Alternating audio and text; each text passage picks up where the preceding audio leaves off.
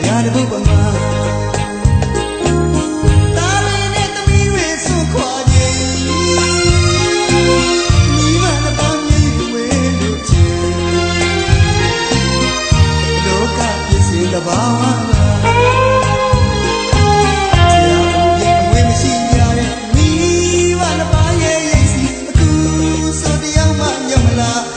လောကလူကမာမြေမှာယနေ့တက်တိုင်မြင်တွေ့ရသည်မြေမှာတရားကြည်ကြဲရတဲ့မိဘနှစ်ပါးမှတနာတရားခြေသူမတီးတဲ့ကာလမီများပေါ်ဘာမှမျိုးလေးမတားတဲ့မြပြနဲ့သူတို့ရင်မှာမပြောင်းလဲတဲ့အချက်နိုင်တဲ့ဝင်ကပါ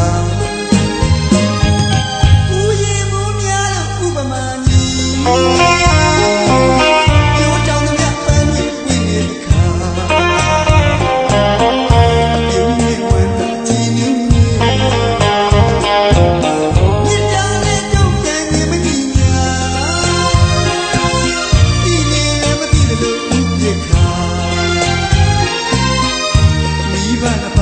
စွန်သွားပြီ